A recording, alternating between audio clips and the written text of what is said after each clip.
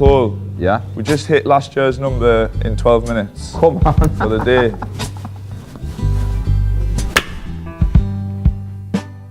That is Cole Buxton and Johnny Wilson over 3 years ago. A monumental point in a brand that was being built from the ground up and will surely become a luxury sportswear staple. Through friends and colleagues, I've always known that on Black Friday, no matter where you are in the world, you are making a killing. But I always felt it's a little bit strange to put Black Friday sales and luxury into the same sentence. And then I received Cole Buxton's Black Friday newsletter. And I don't make videos very often in the spur of the moment, and I'm literally recording this 2 days before Black Friday, but the writing was elegant, and it felt like a move, but a move with genuine intentions. I've come to understand there is also a different side to Black Friday. There's an opportunity to give customers a chance to buy the jacket that they couldn't afford at full price, or that merino knit. The reality is the world seems an expensive place right now, whether you're buying a Fredo from the corner shop, or a gym membership, or even a t-shirt. By adding certain core lines or current season styles, it's not about liquidating stock, but rewarding the community with deals, to give back, so to speak.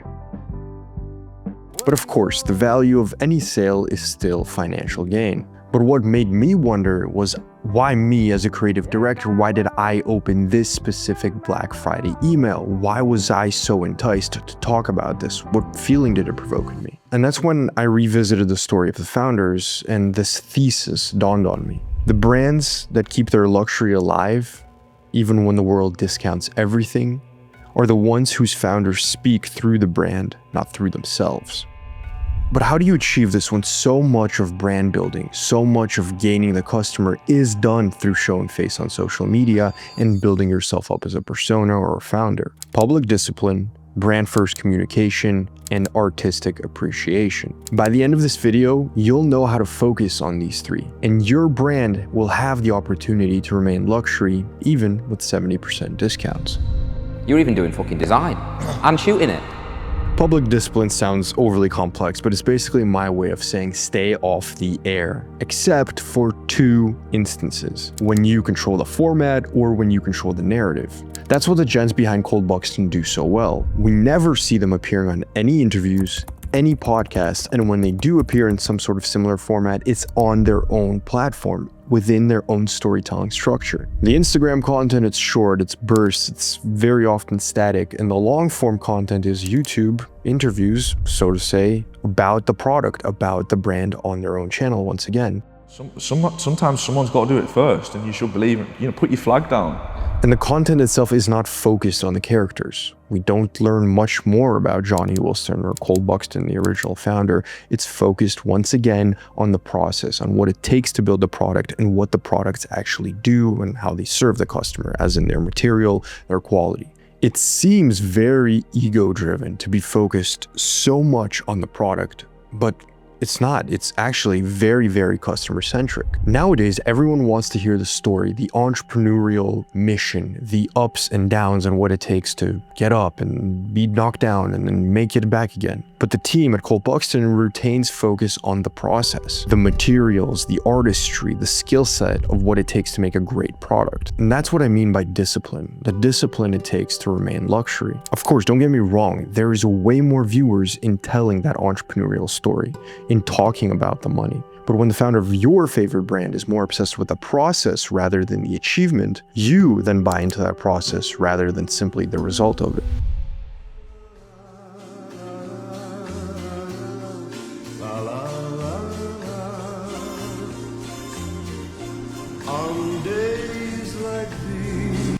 Brand-first communication simply means the name on the wall comes before the name in your passport, and that's quite ironic since the brand is just the first and last name of the founder. But what I mean by this is that even as the face of the brand, the personality you will show to the customers through the brand, it's all contextualized through what you deliver to your clients. Most young founders that I meet or get to work with often believe it is the opposite when it comes to a luxury brand. You show how great you are as a person and how dedicated you are, and people will come to believe that the product must be the same. But in reality, it's the product that speaks for the founder and not the other way around. This is why when you learn about the team, it's actually done through their hard work on making the product perfect for you. But young or new journey entrepreneurs aren't the only ones that get this wrong. Corporations do this all the time with their silly HR initiatives that often don't have any positive impact and sometimes a very, very negative one. The giants of business have sold us on the idea that if you're buying a product, you should care about the team that was working on it no matter what.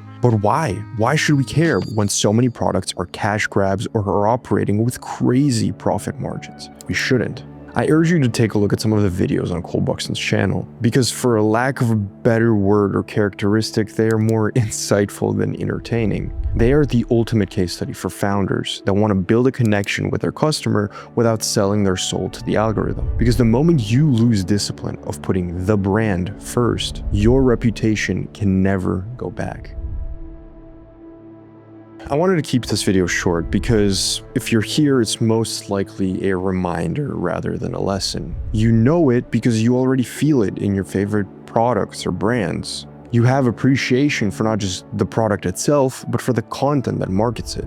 And Cole Buxton's content team is no different. Find courage in the demand for your calling. Do not abdicate these duties to yourself. Allow these fears and hardships to temper you as a sword is forged.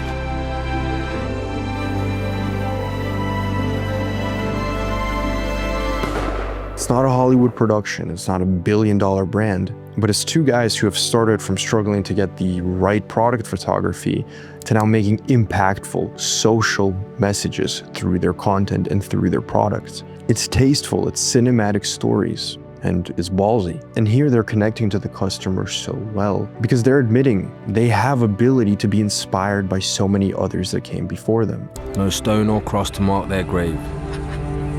No resurrections. But content in a life lived of discipline. Absent of guilt. Absent of shame.